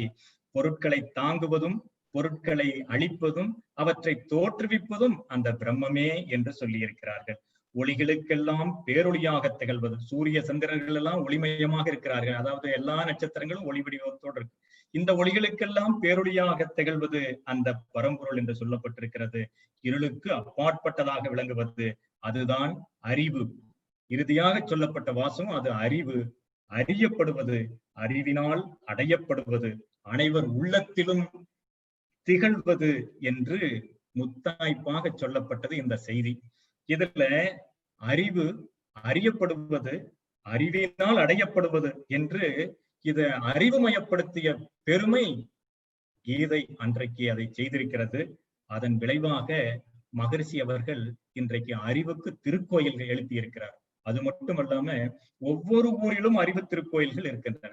அறிவு திருக்கோயில் என்பது பார்த்த உடனே இந்த ஆன்மீகத்துல கட்டப்பட்டிருக்கிற கோயில்கள் எல்லாம் அறிவு திருக்கோவிலுக்கு உள்ள வர்றதுக்கான பாதை.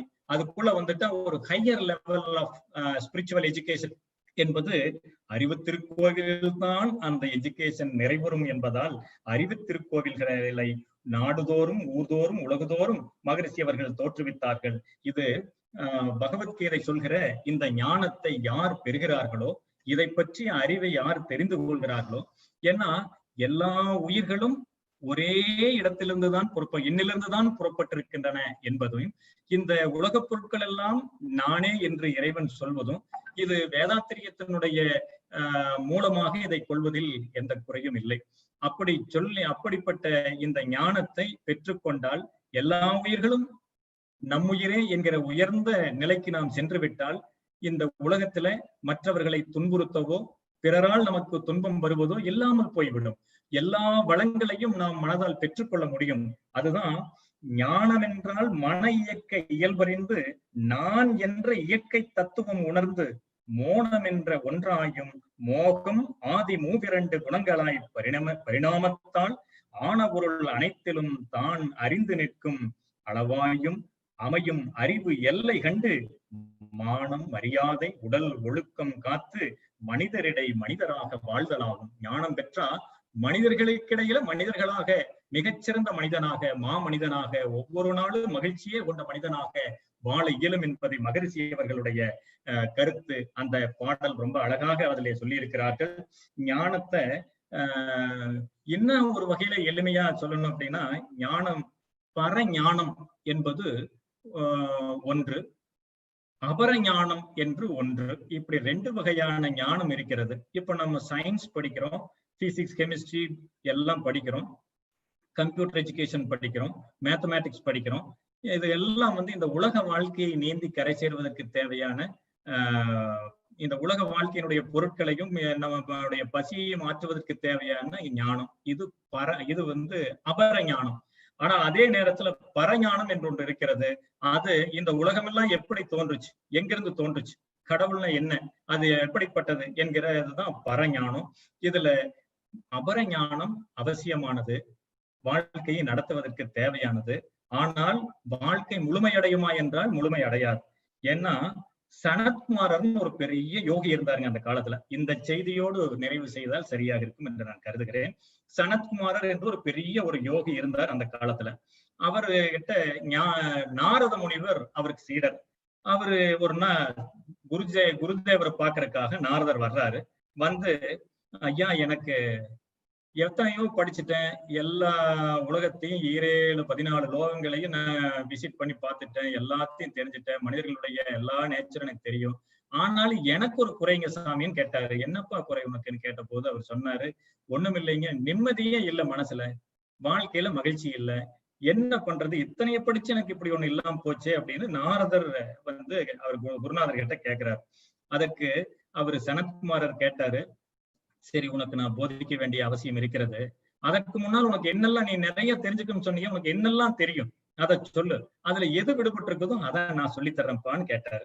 அப்புறம் நாரதர் அவர் பெரிய பட்டியலிட்டார். நமக்கு ரிக் யஜுர் சாம அதர்வண வேதங்கள் எல்லாம் தெரியும் சாமி, அப்புறம் இந்த இதிகாச புராணங்கள் இருக்கே அதுக்கெல்லாம் தெரியும், வேதங்கள்ல இருக்க வேதங்களுக்கே ஒரு மூலமா இருக்கே அதுக்கான இலக்கணம் என்ன, அப்புறம் அதோட கல்ப சாஸ்திரம் என்ன, கணித சாஸ்திரம் என்ன, இந்த சகுன சாஸ்திரம், கால நிர்ணய சாஸ்திரம், வான சாஸ்திரம், தர்க்க சாஸ்திரம், நீதி சாஸ்திரம், இப்படி எல்லா போர் முறைவா எல்லாமே எனக்கு தெரியும் சாமி அப்படின்னு சொன்னார். அப்படியா, சரி வேற என்ன பிரச்சனை, அதான் சாமி இப்படி எல்லாம் சொல்லி இவ்வளவும் கத்துட்ட பிறகு அதுல இந்த மன அமைதி என்னால கண்டுபிடிக்க முடியல, அது வந்து ஆன்ம ஞானம் பெற்றவர்களுக்கு தான் மன அமைதி வரும்னு எல்லாம் பெரியவங்க எல்லா நூல்கள் அங்கங்க சொல்லியிருக்காங்க.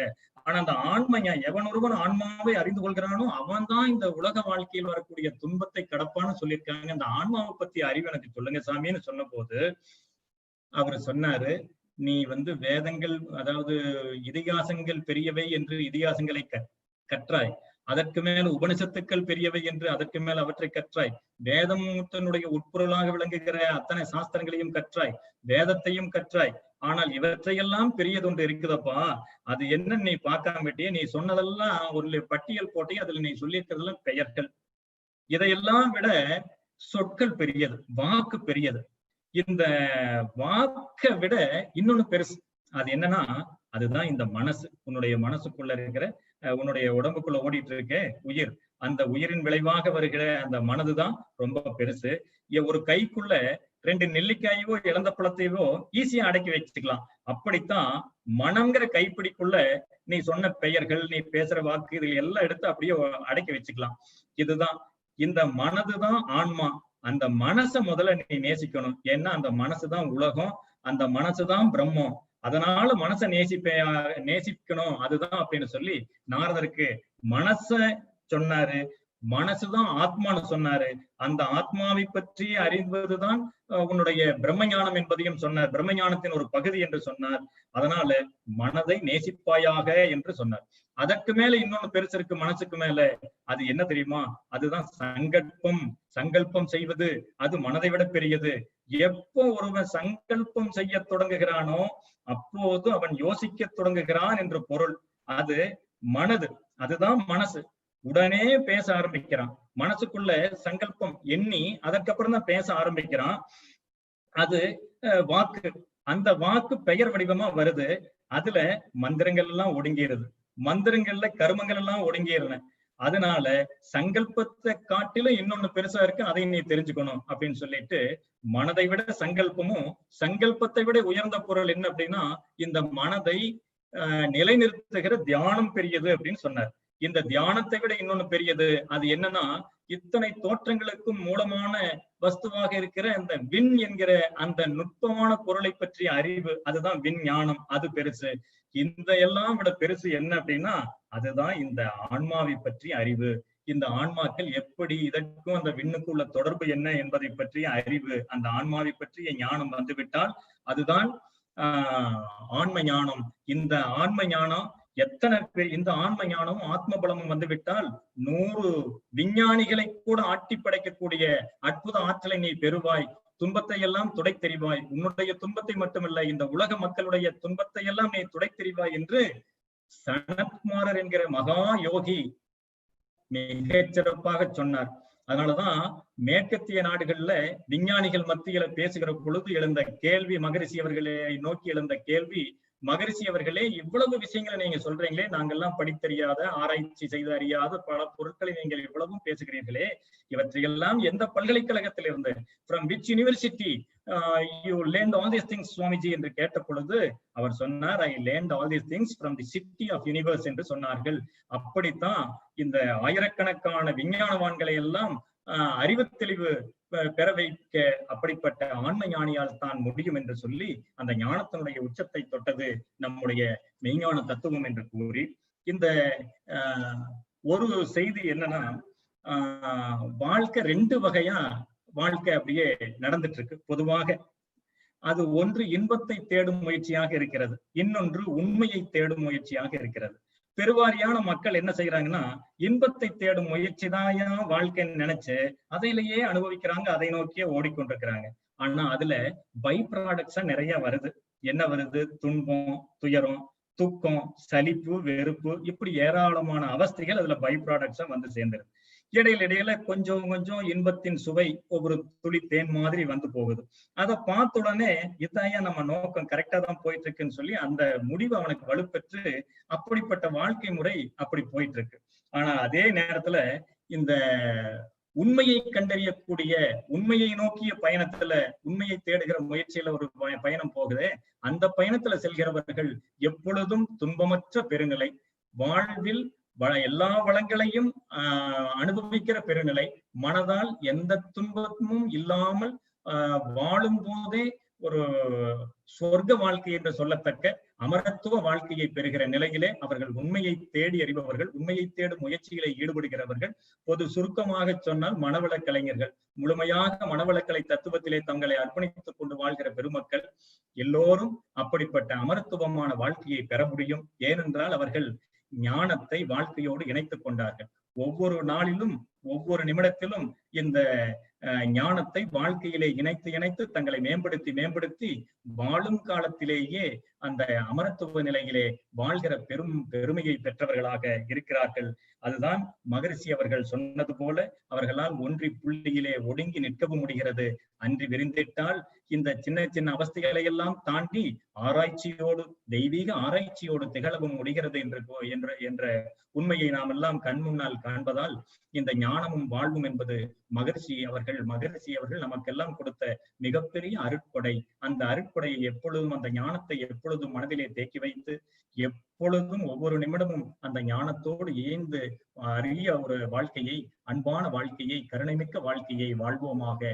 இதுவே ஞானமும் வாழ்வும் என்று கூறி நல்லதொரு வாய்ப்புக்கு நன்றி பாராட்டி என்னுடைய சிந்தனையை நிறைவு செய்கிறேன். நன்றி, வணக்கம். வாழ்க வளமுடன். வாழ்க வளமுடன். சான்றோர் பெருமக்களே, ஞானமும் வாழ்வும், வாழ்க்கை அமைதியாக நிறைவாக வாழ்வதற்கு என்னவெல்லாம் தேவை, அதில் எந்த அளவிற்கு நமக்கு ஞானம் வேண்டும் என்பது பற்றியெல்லாம் மிக அருமையாக ஐயா அவர்கள் எடுத்துரைத்திருக்கிறார்கள். ஐயா அவர்களுக்கு நன்றி கூறி தொடர்ந்து ஐயா அவர்களுடைய கேள்வி பதில் நிகழ்வும் இருக்கிறது. அதற்கு முன்பாக அன்பர்களுக்கு ஒரு சில அறிவிப்புகள்.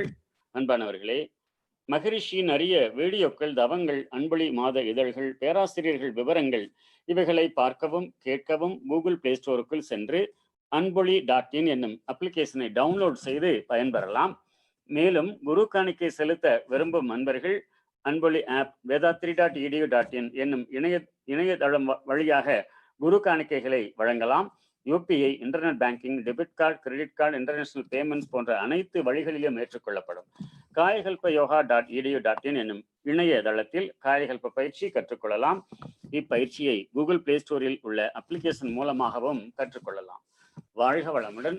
அன்பானவர்களே, இப்போ ஐயா அவருடைய கேள்வி பதில் நிகழ்ச்சி தொடர்ந்து முதலாவது நண்பர் மல்லிகா காளியப்பன் கேட்கலாங்கம்மா. வாழ்க வளமுடன் ஐயா. வாழ்க வளமுடன் ஐயா, உங்களுடைய ஸ்பீச் ரொம்ப சிறப்பா இருந்ததுங்கய்யா. இப்ப என்னுடைய கேள்வி என்னன்னா, ஒரு அன்பர் கேட்ட கேள்விதான். இந்த ஞானம் அப்படின்றது உள்ள தேடணுமா வெளியில தேடணுமா அப்படின்னு கேட்டாங்க ஐயா. உன்னை தோன்றி பெறுவதுதான் ஞானம். ஞானம் வெளியே கிடையாது, உள்ள தேடி தேடி கண்டுபிடிப்பதுதான் ஞானம்.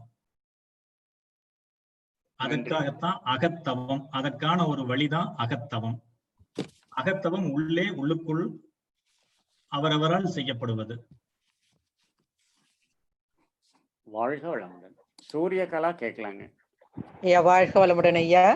ஞானமும் வாழ்வும் தலைப்புல இந்த இந்திய தத்துவ ஞானத்தின் மணிமுடி வேதாத்திரின்னு சொன்னது ரொம்ப ஹைலைட்டா இருந்ததுங்க ஐயா. என்னுடைய கேள்வி, நல்ல ஞானத்தினால் வாழ்வு சிறக்கிறதா அல்லது நல்ல வாழ்வினால் ஞானம் சிறக்கிறதா ஐயா? ஞானத்தினால் வாழ்வும் நல்ல வாழ்வினால் அவன் பெற்ற வாழ்வும் அவன் பெற்ற ஞானமும் சிறக்கின்றன. இது ரெண்டும் ஒண்ணுக்கு ஒண்ணு இன்டர்லிங்க்டு. ஒருத்தர் நல்லா வாழ்ந்துட்டு இருக்காருன்னா அவர் ஒரு நல்ல அறிவோட நல்ல இறை சிந்தனையோட அவர் ஞானத்தோடு வாழ்றாருன்னு அர்த்தம். ஞானத்தை பெறுபவர் கண்டிப்பாக ஒரு சாதாரண வாழ்க்கையிலிருந்து மேம்பட்ட வாழ்க்கையை நோக்கி சென்று விடுவார். அதனால இரண்டும் இன்டர்லிங்க்டு. தர்ஷக் கேட்கலாங்க. வாழ்க வளமுடன் ஐயா. நான் ஜெயக்குமாரி பேசுறேங்க, ஒசூர்ல இருந்து. வாழ்க வளமுடன். வாழ்க வளமுடன் ஐயா. மனம் இந்த சனத்குமார்ன்ற ஞானி கதையில எவ்வளவுதான் இதிகாசங்கள் உபநிடதங்கள் கற்றாலும் மனதை வளப்படுத்தினால்தான் அதுல இருந்து சங்கல்பம், அதுக்கு பிறகு பாத்தீங்கன்னா தியானம், தியானத்தோட விண்ணறிவு, விண்ணிலிருந்து நம்ம ஞானத்தை பெற முடியும். ஆன்மாவோட இணையும் போது விளக்கினீங்க, ரொம்ப சிறப்பாக இருந்ததுங்கய்யா. எனக்கு ஒரு கேள்விங்கய்யா. ஞானம் அப்படின்னா விளக்குன்னு சொன்னீங்க, மகரிஷி விளக்குன்னு சொல்லி விளக்கினார் சொன்னீங்க, அதை பத்தி கொஞ்சம் விளக்க முடியுமா ஐயா? வாழ்க வளமுடன். வாழ்க வளமுடன். அதாவது மகரிஷி இந்த வாழ்க்கை இருளில் தான் இருக்கு. துன்பத்துல இருக்கிற வாழ்க்கை, இருட்டில் இருக்கிற வாழ்க்கை. அந்த வாழ்க்கையில வெளிச்சத்தை கொண்டு வரணும் அப்படின்னா கண்டிப்பாக ஞான விளக்கு அவசியம். அந்த ஞான விளக்கு தான் வாழ்க்கைய நமக்கு வெளிச்சமாக வாழக்கூடிய பக்குவத்தை கொடுக்கக்கூடியது, வெளிச்சத்தை தரக்கூடியது. அதனால வாழ்க்கைய சிறப்பாக வாழ்வதற்கு ஞானம் என்கிற ஆன்மீக விளக்கு தேவை என்பது மகரிஷி அவர்கள் சொன்ன செய்தி. வாழ்க வளமுடன் ஐயா. எனக்கு மொத்தம் 2 கேள்வி ஐயா. இந்த ஞானம்ன்றது ஒரு ஸ்டேட்டா இல்லைன்னா தொடர்ந்து ஒவ்வொரு வாட்டியும் தியானம் பண்ணும்போது நம்ம ஞானத்தை தக்க வச்சுக்கணுமா? அதெல்லாம் ஒரு ஞானம் ஒண்ணு அணைச்சிட்டோம்னா அந்த ஞானம்ன்றது அப்படியே நம்ம மனசுல எப்போ நின்றுகிட்டே இருக்குமா, இல்லை ஒரு வாட்டி போயிட்டு வருமா நம்ம வாழ்க்கை முறையில? 2வது, நம்ம ஞானத்தை அடைஞ்சிட்டோம்னா அந்த ஞானம் நம்ம அடைஞ்ச உடனே நம்ம வாழ்க்கை எப்படிலாம் மாறும், நம்ம எப்படிலாம் உணரலாம் அதை நம்ம வாழ்வுல? 2 கேள்விக்கும் ஒரே பதிலா சொல்லிடலாம். இப்போ ஞானம் எப்படிப்பட்டது அப்படின்னு கேட்டிருக்கீங்க. ஞானம் என்பது சத்தியம், அது ஒரு உண்மை, அதை பற்றிய அறிவு, உண்மை பொருளை பற்றிய அறிவு. இந்த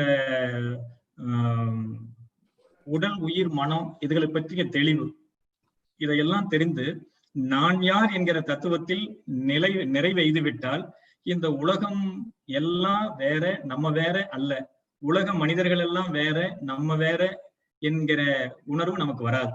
எவ்வுயிரும் தம்முயிர் போல் எண்ணி இறங்குகிற தெய்வ அருட்கருணை நம்முடைய மனதிலே உதித்து எழுந்துவிடும்.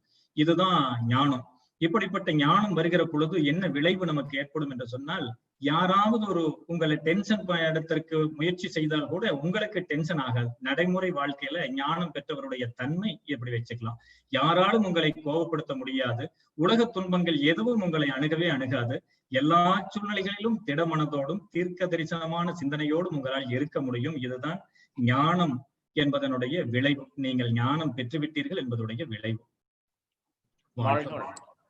பாஸ்கரன் கேட்கலாங்க ஐயா. வாழ்க வளமுடன். தஞ்சாவூர் அம்மாப்பேட்டை பாஸ்கரன் பேசுறேங்க ஐயா. வாழ்க வளமுடன். வாழ்க வளமுடன் ஐயா.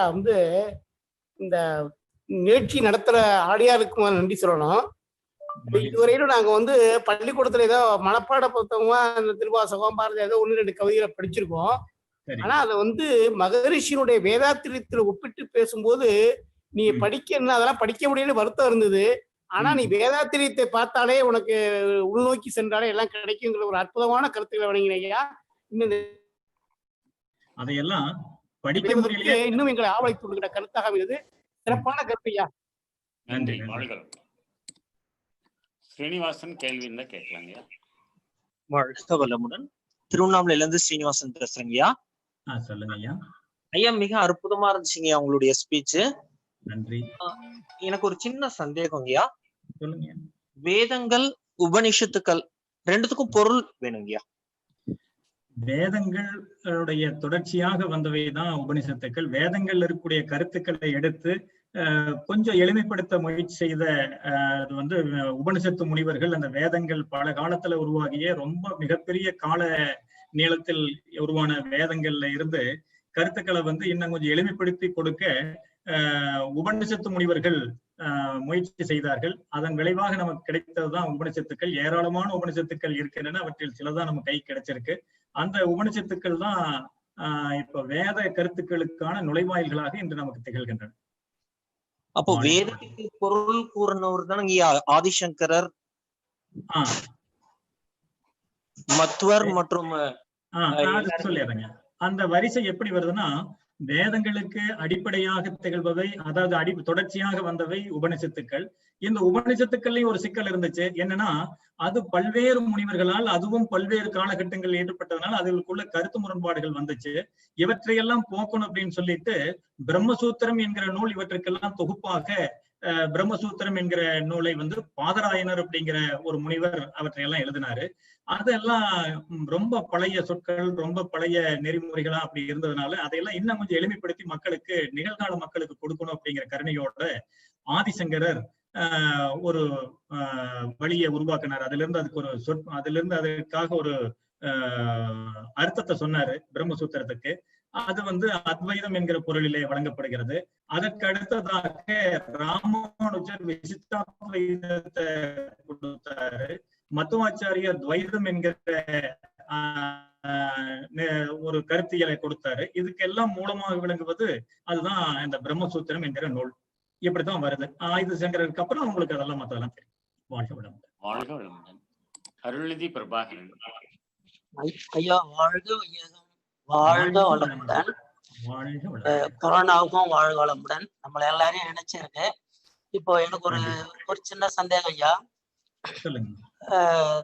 ஆழ்ந்து தவ நிலையில நான் இருக்கும் பொழுது, சிவகலத்துல நிறைய நேரம் தவம் பண்ணிக்கிட்டே இருக்கும் பொழுது, வீட்டுல பண்ணும்போது நமக்கு நிறைய நேரம் கிடைக்குது, பண்ணிட்டு இருக்கோம்.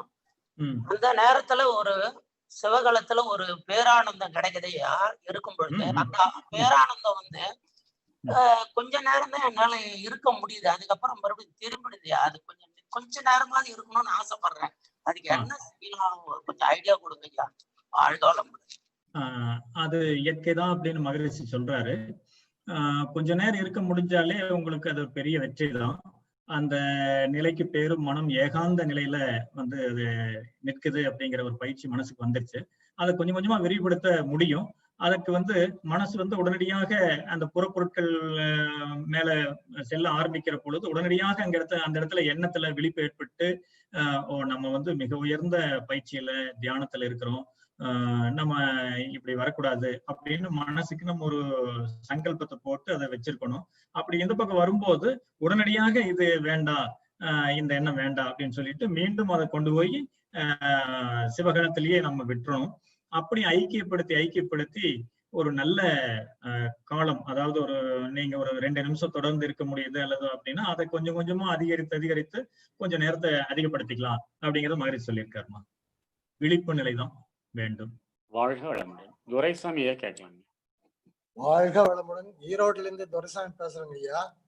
வாழ்க வளமுடன் ஐயா. இன்று பரவலாக சமுதாயத்திலே மக்களிடையே பேசப்படுகின்ற ஆன்மீகத்திற்கும் நம்ம மனவளக்கலையிலே பெறுகின்ற ஆன்மீக விளக்கங்களுக்கும் என்னையா வித்தியாசம்? ஒரு மனவளக்கலைஞராக உங்களுக்கே அந்த வித்தியாசம் தெரியும். இங்க வந்து எந்த பேதங்களும் இல்லை. நம்முடைய மதம்தான் மற்றவர்களுடைய மதம்தான் பெரிது அல்லது சிறிது என்கிற பேதமெல்லாம் நமக்கு இல்லை. ஆனாலும் நம்ம சொல்றதெல்லாம் இந்திய தத்துவ ஞானத்தை தான் மகரிஷி எடுத்து சொல்றாரு. இது வந்து யார் மனமும் புண்படாமல் சொல்லப்படுவது, சாதாரண சாமானியனும் அந்த உயர்ந்த அறிவை பெற்றுக்கொள்ளக்கூடிய எளிய வழிகளை கொண்டது.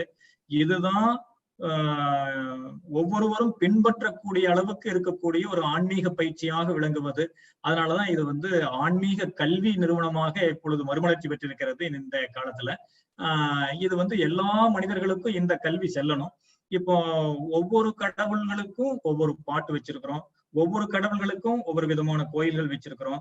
ஒரு கடவுளை பற்றி பாடக்கூடியவர்கள் இன்னொரு அந்த கடவுள் தான் உயர்ந்தது, உன்னையின்றி மற்றொரு தெய்வம் வந்திப்பதே அப்படின்னு ஒருத்தர் சொல்றாரு. பச்சைமா மலை போல்மேனி பவளவாய் கமலை செங்கன் அச்சுதான் அமரரேரே ஆயிரதம் கொழுந்தே என்னும் இச்சுவை தவிரையான் போய் இந்திர லோகையாலும் அச்சுவை தரினும் வேண்டேனர்.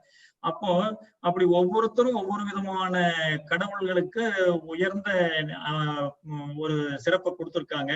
அப்போ ஒரு சாதாரண மனிதனுக்கு இப்ப அறிவு வளர்ச்சி வந்துட்டு இருக்கிற காலத்துல ஒரு மனிதன், ஒரு இளைஞன் கொஞ்சம் பெருசாகி சிந்திக்க ஆரம்பிச்சான்னா, எப்படி இந்த சாமியோடு போனா தான் உயர்வு கிடைக்குமா, அங்க போனா அவங்க அப்படி சொல்றாங்களே அப்படிங்கிற ஒரு தடுமாற்றம் இந்த இறையிலேயே ஒரு குழப்பத்தை உருவாக்கும்.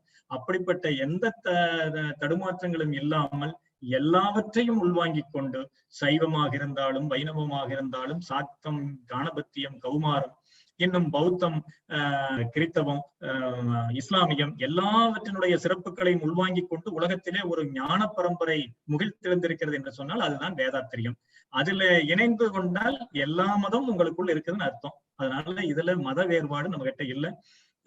எளிய வழியில இறைவனை அனுபவிக்கவும் அடையவும் தொடர்ந்து பற்றி பிடித்துக் கொள்ளவுமான ஒரு மார்க்கமாக வேதாத்திரியம் திகழ்கிறது. இதுதான் நடைமுறை நம்ம கண்ணில் பார்க்கிற ஆன்மீகத்துக்கும் நம்மெல்லாம் இணைந்து ஈடுபட்டு கொண்டிருக்கிற வேதாத்திரிய ஆன்மீகத்துக்கும் உள்ள வித்தியாசம்னு சொல்லலாம். வாழ்க வளமுடன். மிக அருமையா ஐயா அவங்க இந்த கேள்விக்கு பதில் கொடுத்தாங்க. இருந்தாலும் ஒரு இதுல இன்னொரு விளக்கம் நான் சொல்ல விரும்புறேன். நீங்க கேட்ட கேள்விங்கய்யா, நம்மளுக்கும் அந்த ஆன்மீகத்துக்கு இந்த ஆன்மீகத்துக்கு என்ன வித்தியாசங்கிற கேள்வியே முதல்ல நீங்க புரிதல் இல்லாம கேட்குறீங்க. ஆன்மீகம் அப்படின்னாலே வேறு அல்ல, இரண்டு அல்ல, ஒன்றுதான் ஆன்மீகம் என்பது. ஆன்மீகம் என்பது ஆன்மாவை அறியக்கூடிய ஒரு நிலைப்பாடு. ஆலய வழிபாடுகளிலே அது முதற்படியாக நமக்கு சொல்லப்பட்டது. ஆலயம் என்றாலே ஆன்மாவை அறியக்கூடிய ஒரு இடம்தான். அடுத்த படிநிலை தான் ஞான மார்க்கம். ஆக இதுல இது வேறு இது வேறு அல்ல. ஒரு படியில ஏறினா நம்ம மேல மேல் மாடிக்கு போக முடியும். முதல் படியாக இருக்கக்கூடியது பக்தி, அடுத்தபடியாக இருக்கக்கூடியது ஞானம். மிக அருமையா நம்ம பேராசிரியர் ஐயா அதுக்கு பல்வேறு விளக்கங்களை சொன்னாங்க. நன்றி ஐயா. அடுத்ததா பாலாஜி ஐயா கேட்கலாங்க. ஐயா அருமையா இருந்தது ஐயா. இப்ப கற்றது கைமண் அளவு கல்லாத உலகம் சொல்லாத விளக்கம் சொல்லணுங்க ஐயா. கற்றது இப்போ இந்த உலகத்துல ஏராளமான ஞானம் இருக்கு, பல துறைகளும் பல விஷயங்களும் இருக்கு. நம்முடைய வாழ்க்கை ரொம்ப சிறியது. ஒரு 100 ஆண்டுகள் அல்லது நமக்கு இயற்கையாக இருக்க வேண்டிய 120 ஆண்டுகள் அல்லது இப்பொழுது இருக்கக்கூடிய சராசரி ஆயுளாக விளங்குகிற 80 ஆண்டுகள் எதுவாக இருந்தாலும் அது இந்த ஞானம் முழுவதையும் கற்றுக்கொள்ளக்கூடிய அளவிற்கு பத்தாத காலம் என்பதுதான் கற்றது கையளவு கல்லாதது உலகளவு.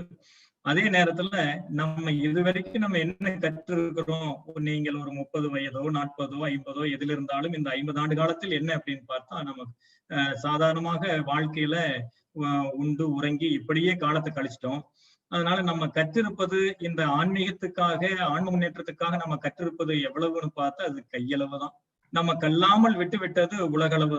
மிகப்பெரிய அளவுல இன்னும் மிச்சம் இருக்கு. அதை கற்று ஆன்மீக நெறியில நம்ம பாதையை தொடங்கணும் அப்படிங்கிறதுக்காக தான் மெய் பெய்யும் பொய்யாய் பழங்கதையாய் மெல்ல கனவாய் போனதுவே அப்படின்னு அர்த்தமுள்ள வாழ்க்கையை வாழ்ந்த பாரதியே அப்படி பார்த்துட்டு நம்முடைய வாழ்க்கை பழங்கதையா போயிருச்சு, பொய்யாக போயிருச்சு அப்படின்னு சொல்லி வருத்தப்பட்டிருக்கான். அது மாதிரி சராசரியாக வாழ்க்கையை நடத்தி கொண்டிருக்கிற ஒவ்வொருவரும் நம்முடைய மிச்சம் இருக்கிற காலத்துல மிக உயர்ந்த ஞான செல்வங்களை அடைவதற்கு அதை பயன்படுத்த வேண்டும் என்பதை நாம் இந்த கற்றது கையளவு கல்லாதது உலகளவு என்கிற பழமொழியின் மூலமாக நம்ம அதை உணர்ந்து கொள்ள வேண்டும் என்று அன்போடு கேட்டுக்கொள்கிறேன். வாழ்க வளமுடன். வெங்கடேஸ்வரன் ஐயா கேட்கலாங்க. ஐயா வாழ்க வளமுடன். சேலம் தாதகாப்டி மன்றத்துல இருந்து பேசுறேங்க ஐயா. ஐயா நாணம் அடைவதற்கான வழி தெள்ள தெளிவா நம்ம வேதாத்திரியத்துல தெளிவா சொல்லியிருக்காங்க. இருந்தாலும் மனமானது அத பல கேள்விகள் கேட்டு பல அலை சுற்றி அதை அடைவது சிறந்ததா, உள்ளது உள்ளபடியே ஏற்றுக்கொண்டு அதை அடைவது சிறந்ததா?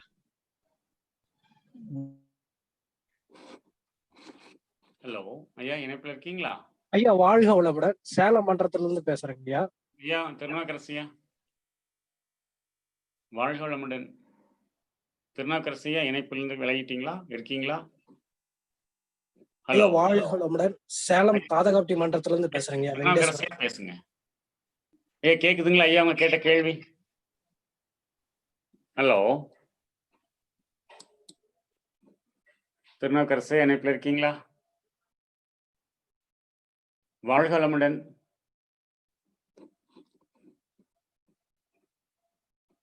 ஐயா மறுபடியும் கேள்வி கேளுங்கய்யா. வெங்கடேஸ்வரன் ஐயா.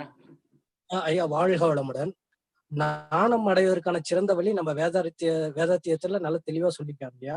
மனமானது அத பல கேள்வி கேட்டு அலைஞ்சி திரிஞ்சு அந்த நாணம் அடைவது சிறந்ததா, அல்லது உள்ளது உள்ளபடியே ஏற்றுக்கொண்டு அதை அடைவது சிறந்ததுங்கய்யா? As it is accepted. நடக்கக்கூடிய நிகழ்வுகளை நம்ம அப்படியே ஏற்றுக்கொள்றது தான் சிறப்பு. அதுவும் ஞானத்தை நோக்கி நம்ம பயணிப்பதற்கு வழி காண்பிக்குங்க ஐயா. நன்றிங்க. வாழ்க வளம். ஏன் திருநாவுக்கரசு இணைப்புல இருக்கீங்களா? வந்துட்டேன். வாங்க வாங்க வாங்க வாங்க. கோபி எத்திராஜ் ஐயா வாழ்க வளமுடன். கேள்வி கேட்கலாங்க. கத்தார்ல இருந்து பேசுறேன் ஐயா. லைன்ல இருக்கிறாங்க. ஐயா நாணம் வாழ்வும் அப்புறம் இறை உணர்வு. சத்தமா பேசுங்கய்யா. நாணம் அடையுது அப்புறம் இறை உணர்வு பெறுது, ரெண்டு ஒண்ணுதான் ஐயா. ரெண்டாவது கொஸ்டின், சரணாகதி அடையிறது ஆன்மீக, அதாவது இந்த அதாவது ரொம்ப பக்தி மார்க்கத்துல சரணாகதி அடையுது, இதுக்கு கொஞ்சம் எடுத்து விளக்கம் கொஞ்சம் நல்லா சொல்லுங்க ஐயா. ஐயா பக்தி மார்க்கத்துல இந்த உண்மை பற்றிய அறிவோ அல்லது அந்த அறிவை அறிந்து கொள்வதற்கான முயற்சியோ முனைப்போ இல்லை என்றாலும், எல்லாம் நீயே என்ன பாத்துக்கப்பா அப்படின்னு சொல்லி சரணடைஞ்சிடறோம். இறைவனிடத்தில் பெரியோர்கள் காட்டிய வழியில் சரணடைந்து உடல் பொருள் ஆவி எல்லாம் அதுல மாணிக்கவாசகர் ஒரு விஷயத்த சொல்றார்.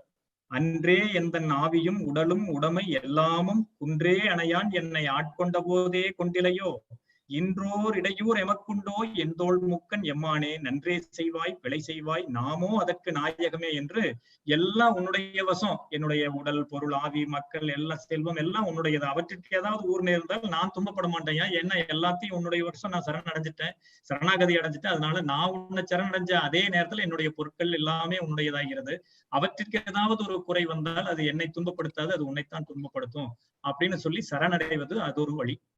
அதே நேரத்துல இந்த ஞானம் பெற்றுக்கொள்வது, இந்த உலகம் தன்னுடைய ஆதி எது, நம்ம எங்கிருந்து வந்தோம், நமக்கும் மற்றவங்களுக்கு உள்ள கனெக்டிவிட்டி என்ன என்றெல்லாம் பார்த்து அவற்றை பற்றிய அறிவை நோக்கி நம்ம முன்னேறி கொண்டே போனோம்னா இறைமயமாக நாமே மாறிடுவோம். இறைவன் இன்னொரு பக்கம் இருக்காரு அப்படின்னு சொல்லி அறிவதை விட இறைமயமாக நாமே ஆவதுதான் ஞானமா இருக்கும். சரிங்களா? அந்த நிலைக்கு நம்ம வந்துட்டா எந்த துன்பமும் நம்மை அணுகாது. அது ஒரு மெத்தடாலஜி. அதுதான் நம்முடைய ஞான மார்க்கத்தில் இருக்கக்கூடிய சிறப்பு. நன்றி ஐயா. வாழ்க வளமுடன். நிறைவு கடைசி கேள்வி ஸ்ரீனி பழனி கேட்கலாங்க ஐயா. ஹலோ ஐயா, இணைப்புல இருக்கீங்களா? பழனி, ஸ்ரீனி பழனி. கேலக்சி யாருங்கய்யா? இல்ல, போயிட்டாங்க. வாழ்க வளமுடன். சான்று பெருமக்களே, நமக்கு இன்று மிக அருமையாக ஞானமும் வாழ்வும் என்னும் தலைப்பில் மதிப்பிற்கும் மரியாதைக்கும் உரிய பேராசிரியர் திருநாவுக்கரசு ஐயா அவர்கள் உடுமலையிலிருந்து பல்வேறு விளக்கங்களை அளித்து நம்முடைய கேள்விகளுக்கெல்லாம் ஐயா அவர்கள் சிறப்பாக பதில் அளித்தார்கள். ஐயா அவர்களுக்கு இப்பொழுது நாம் நமது நன்றிகளை வாழ்த்துக்களின் மூலம் தெரிவித்து மகிழலாம். இணைப்பில் இருக்கும் நண்பர்கள் அனைவரும் தவநிலைக்கு வந்து விடலாம். மதிப்பிற்கும் மரியாதைக்கும் உரிய பேராசிரியர் திருநாவுக்கரசு ஐயா அவர்கள் வாழ்க வளமுடன். ஐயா அவர்களின் உடல் நலம் வாழ்க வளமுடன். ஐயா அவர்களின் அன்பு குடும்பம் வாழ்க வளமுடன். ஐயா அவர்களின் அனைத்து பணிகளும் சிறப்பாக நடைபெற வாழ்க வளமுடன். சான்ற பெருமக்களே, மிக அருமையா இன்றைய நிகழ்வு அமைந்தது. மேலும் இந்த இணைப்பில் கலந்து கொண்ட அத்துணை அன்பர்களுக்கும் உலக சமுதாய சேவா சங்கத்தின் சார்பாக மனமார்ந்த நன்றிகளை தெரிவித்து மகிழ்கிறோம். அன்பானவர்களே, இந்த சிறப்பான நிகழ்வுகள் நடப்பதற்கு ஜூம் இணைப்பை நமக்கு ஏற்படுத்தி கொடுத்த மதிப்பிற்கும் மரியாதைக்கும் உரிய உலக சமுதாய சேவா சங்க தலைவர் அருள்நிதி பத்மஸ்ரீ SKM மயிலானந்தன் ஐயா அவர்களுக்கும் மனமார்ந்த நன்றிகளை தெரிவித்து மகிழ்கிறோம். மேலும் இந்த நிகழ்வுகளை எல்லாம் உலக சமுதாய சேவா சங்கத்தின் தொழில்நுட்ப பிரிவு இயக்குனர் பேராசிரியர் முரளி கிருஷ்ணேஸ்வர் ஐயா அவர்கள் பெங்களூரிலிருந்து காலை 6 மணி முதல் இரவு 9 மணி வரை சீரமைத்து தமிழிலும் ஆங்கிலத்திலும் இன்னும் பிற மொழிகளிலும் இயக்கிக் கொண்டிருக்கிறார்கள். ஐயா அவர்களுக்கும் மனமார்ந்த நன்றிகள். மேலும் இந்த நிகழ்வுகளை நமக்கு வேதாத்திரியம் ஃபார் வேர்ல்டு பீஸ் ஃபேஸ்புக்கில் பதிவேற்றம் செய்வதற்கு உதவி செய்த பூந்தமல்லி, சென்னை பூந்தமல்லி பேராசிரியர் இளங்கோ ஐயா அவர்களுக்கும், ஆழியார் அறிவித்திருக்கோயிலிருந்து யூடியூப் சேனல்ல ஸ்கை யோகா டிவி சேனல்ல பதிவேற்றம் செய்வதற்கு உதவி செய்து தரக்கூடிய டெக்னிக்கல் டீம் அன்பர்களுக்கும் மனமார்ந்த நன்றிகளை தெரிவித்து, அதே போல டெக்னிக்கல் சப்போர்ட் பெங்களூரிலிருந்து சாஃப்ட்வேர் இன்ஜினியர் விஜய் ஐயா அவர்கள் செய்து கொண்டிருக்கிறார்கள். அவர்களுக்கும் மனமார்ந்த நன்றிகளை தெரிவித்து மகிழ்கிறோம். அன்பானவர்களே, குரு காணிக்கை செலுத்த விரும்பும் அன்பர்கள் அன்பொழி ஆப் vedantri.edu.in எனும் இணையதளம் வழியாக குரு காணிக்கைகளை செலுத்தி மகிழலாம். UPI, internet banking, debit card, credit card, international payments போன்ற அனைத்து வழிகளிலும் இது ஏற்றுக்கொள்ளப்படும் என்பதை தெரிவித்துக் கொண்டு, காயகல்ப கலை அரிய கலை, இந்த கலையை kayakalpayoga.edu.in என்னும் இணையதளத்தில் காயகல்ப பயிற்சி கற்றுக்கொள்ளலாம். இந்த பயிற்சியை கூகுள் பிளே ஸ்டோரில் உள்ள ஆப் மூலமாகவும் கற்றுக்கொள்ளலாம் என்பதை தெரிவித்துக் கொண்டு, இனி நாளைய அறிவிப்புகள் வழக்கம் போல் காலை 6 மணிக்கு உடற்பயிற்சி, 7 மணிக்கு 9 மைய தவம், 7:30 மணிக்கு ஆங்கிலத்தில் தவம், 11 மணிக்கு நாளைக்கு தூத்துக்குடியிலிருந்து பேராசிரியர் ராதாகிருஷ்ணன் ஐயா அவர்கள் சித்தர்கள் காட்டிய வாழ்க்கை நெறி என்னும் தலைப்பில் உரை நிகழ்த்த இருக்கிறார்கள். தொடர்ந்து ஐயாவுடைய ஐயம் தெளிதல், மேலும் மாலை நிகழ்ச்சிகளும் இருக்கிறது. இந்த அனைத்து நிகழ்வுகளிலும் நீங்கள் பங்கெடுத்துக் கொண்டு பயன்பெற வேண்டுமாய் அன்போடு கேட்டுக்கொண்டு, இவ்வளவு நேரம் இணைப்பிலிருந்து உங்கள் அனைவருக்கும் மீண்டும் ஒரு முறை நன்றி தெரிவித்து, நாளை காலை 10:50க்கு உங்களை சந்திக்கும் வரை உங்களிடமிருந்து விடைபெறுவது உங்கள் அன்பிற்குரிய சகோதரர் ஆழியார் எழுந்து சக்தி குமாரவேல். உள்ளங்களில் வேதாத்திரியம் வளர, உள்ளங்கையில் வேதாத்திரியம் மலர. வாழ்க வையகம், வாழ்க வளமுடன். நன்றி.